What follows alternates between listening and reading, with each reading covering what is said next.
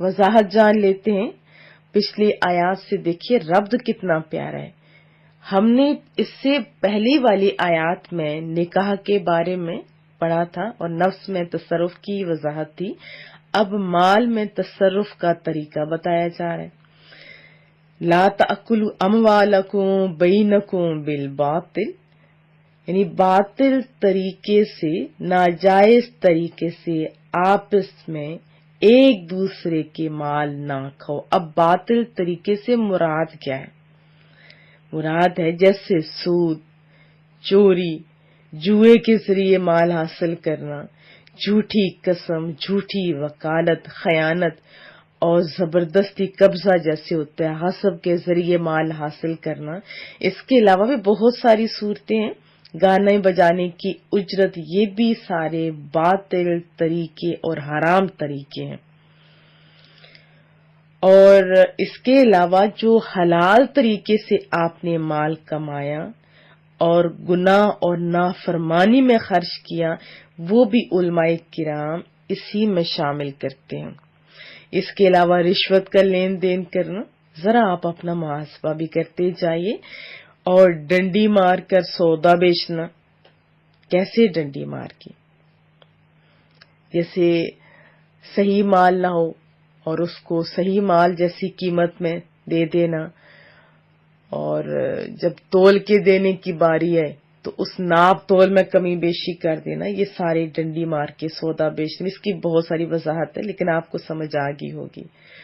پھر ملاوٹ والے مال فروخت کرنا. قرض کسی کا ہو وہ بس دبا لیے جائے، پیسہ بس اکٹھا ہو گئے. اس کے علاوہ ڈاکہ زنی، بتہ خوری، یہ بھی آج کل بڑی گندی وبا پھیلتی جا رہی ہے.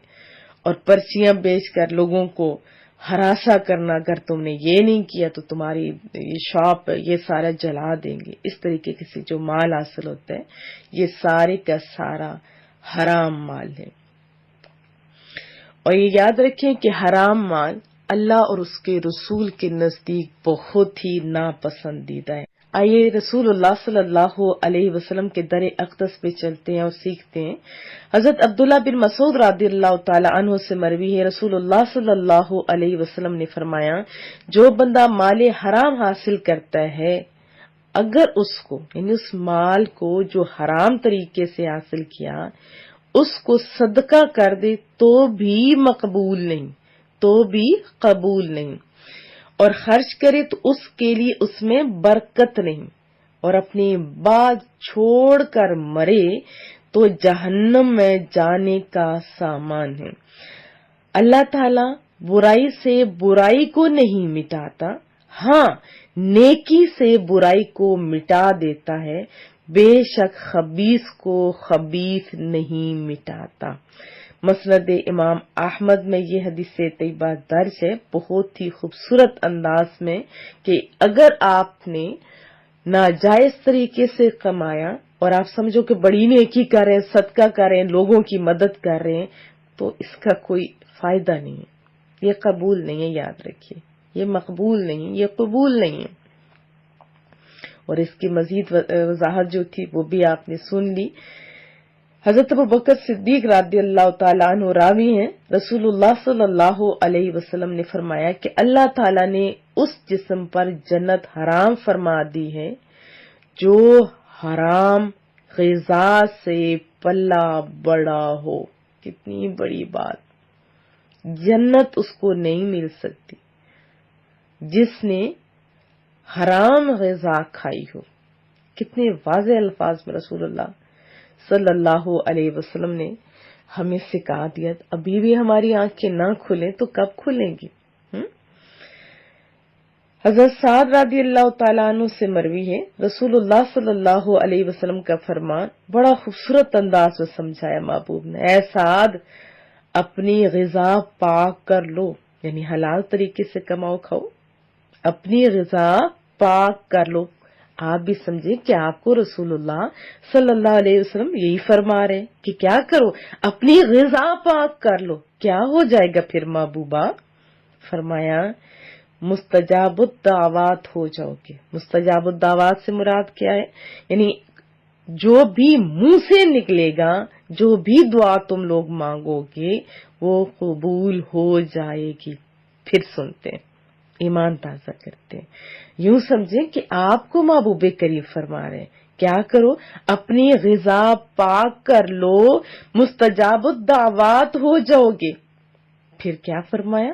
فرمایا اس ذات پاک کی قسم جس کے قبضہ قدرت میں محمد صلی اللہ علیہ وسلم کی جان ہے، بندہ حرام کا لقمہ اپنے پیٹ میں ڈالتا ہے، ایک لقمے کی بات ہو رہی، ایک لقمے کی اپنے پیٹ میں ڈالتا ہے تو اس کے 40 یعنی 40 دن کے عمل قبول نہیں ہوتے، اور جس بندے کا گوشت حرام سے پلا بڑا ہو اس کے لیے آگ زیادہ بہتر ہے۔ معجم الاوس میں یہ تحریر ہے حدیث طیبہ، اور اس سے بڑی اور کیا سمجھانے کے الفاظ اور باتیں ہو سکتی ہیں۔ چلیں ایک اور بھی سن لیتے ہیں۔ حضرت ابو ہریرہ رضی اللہ تعالیٰ عنہ فرماتے ہیں رسول اللہ صلی اللہ علیہ وسلم نے ایک شخص کا ذکر کیا جو لمبا سفر کر کے آتا ہے، مثال بھی تو دیکھیں نا، فرمایا اس کے بال پراگندہ ہوں، جیسے سفر کر کے آتے ہیں بال بھی تھکے تھکے سے لگتے ہیں، بدن غبار آلود ہو اور وہ اپنے ہاتھ آسمان کی طرف اٹھا کر کے مولا کریمہ یا رب یا رب یا رب وہ بار بار پکارے، حالانکہ اس کا کھانا حرام، پینا حرام، لباس حرام، غذا حرام، پھر بتاؤ اس کی دعا کیسے قبول ہوگی؟ مسلم شریف کی حدیث طیبہ میں نے آپ کو سنائی۔ جو ہم لوگ کہتے رہتے ہیں کہ ہماری دعائیں قبول نہیں ہوتی، کہیں اس میں یہ بات بھی تو شامل نہیں کہ ہمارا کھانا حلال نہ ہو؟ آزمائش بھی ہو سکتی ہے، لیکن یہ بھی تو ہم نے دیکھنا ہے۔ اب اس کا ایک تو طریقہ بتایا کہ ناجائز طریقے سے نہ کھو، بتایا نا، تو اس کے اپوزٹ پھر کیا چیز ہوئی؟ جائز طریقہ۔ جائز میں بھی انداز دیکھیے، الا ان تکون تجارتا عن تراض منکم، مگر یہ کہ تمہاری باہمی رضامندی سے تجارت ہو۔ باہمی رضامندی کی قید ہے، کیا فرمایا؟ نہیں، باہمی رضامندی سے جو تجارت کرو وہ مال تمہارے لیے حلال ہے۔ سمجھ آئی؟ قید کس چیز کی لگائی؟ دونوں فریقین کی رضامندی شامل ہو،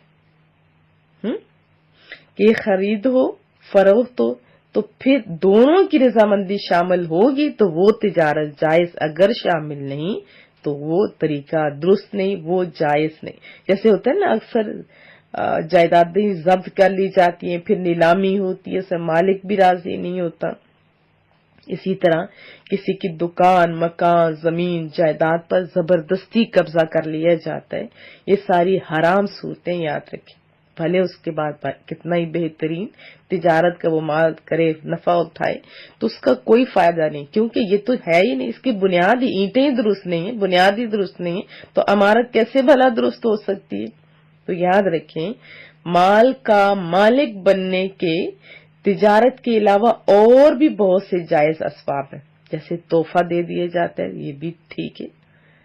پھر وصیت بھی بعض لوگ کرتے ہیں کہ یہ غریب ہے، اس کو دے دیں، اس کو پڑھا دیں، اس کو ایسا۔ پھر وراثت میں جو ہوتا ہے مال، وہ بھی جائز طریقے، لیکن ناجائز طریقے کی جو تجارت ہے اسے منع فرما دیا۔ ہاں، تجارت اگر آپ کرو گے اس کے بڑے فوائد ہیں، بہت ساری احادیث طیبہ ہیں، چلے کچھ ہم بھی سن لیتے، ایمان بھی تازہ ہو جائے گا۔ حضرت ابو سعید خدری رضی اللہ تعالی عنہ سے مروی ہے، رسول اللہ صلی اللہ علیہ وسلم کا فرمان، اللہ اکبر اللہ اکبر، اتنا پیارا، کیا فرمایا؟ آپ بھی سنیں، میں بھی سنتی ہوں۔ فرمایا سچا اور امانت دار تاجر انبیاء علیہ الصلوۃ والسلام، صدیقین اور شہداء کے ساتھ ہوگا۔ کتنی بڑی ہستیاں ہیں، ان کے ساتھ ہوگا۔ ترمذی شریف کی حدیث طیبہ، اتھینٹک حدیث طیبہ۔ پھر فرمایا حضرت معاذ رضی اللہ تعالیٰ عنہ، وہ راوی ہیں، رسول اللہ صلی اللہ علیہ وسلم نے فرمایا کہ پاکیزہ کمائی ان تاجروں کی ہے، اب یہ بھی سنیں، اتنی وضاحت کہ ان پڑھ پڑھا لکھا ہر ایک بندہ اس بات کو سمجھ سکتا ہے، کیا فرمان ہے ذرا آپ سنیں. فرمایا پاکیزہ کمائی ان تاجروں کی ہے جو گفتگو کے وقت جھوٹ نہیں بولتے، پھر وعدہ کریں تو خلاف ورزی نہیں کرتے، جب ان کے پاس امانت رکھی جائے تو خیانت نہیں کرتے، جب کوئی چیز خریدیں تو اس کی برائی بیان نہیں کرتے، اور جب بیچیں تو اس کی تعریف نہیں کرتے. ہم تو بڑے بڑے پل باندھتے ہیں نا. جب ان پر کسی کا آتا ہو تو دینے میں پسو پیش نہیں کرتے، ٹال مٹول نہیں کرتے، یعنی دینا ہو تو کھلے دل سے دیتے، اور جب انہوں نے کسی سے لینا ہو تو اس پر تنگی نہیں کرتے، زبردستیاں نہیں کرتے، انہیں مہلت دیتے. حضرت رفاع رضی اللہ تعالیٰ عنہ سے مروی رسول اللہ صلی اللہ علیہ وسلم نے فرمایا کہ قیامت کے دن تاجر فاسق اٹھائے جائیں گے. کیا فرمایا؟ تاجر فاسق اٹھائے جائیں گے، ہاں یا سوائے اس تاجر کے جو اللہ عز و جل سے ڈرے، بھلائی کرے اور سچ بولے. ترمذی شریف کی حدیث طیبہ. حضرت حذیفہ رضی اللہ تعالیٰ عنہ سے مروی ہے رسول اللہ صلی اللہ علیہ وسلم نے فرمایا تم سے پہلے لوگوں میں ایک شخص تھا جس کے پاس اس کی روح قبض کرنے والا فرشتہ آیا تو اس سے کہا گیا اس آدمی کو کہ کیا تو نے کوئی نیکی کی ہے؟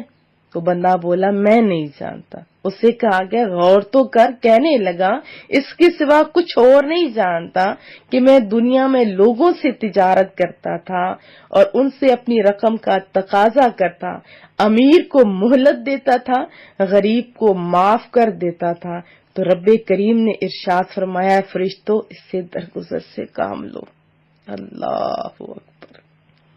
اتنی وضاحت، اتنا پیار ہے رسول اللہ صلی اللہ علیہ وسلم کا اپنی امت سے، ایک ایک چیز کھول کے ہمیں بتا رہے ہیں. مسند امام احمد کی یہ حدیث طیبہ تھی.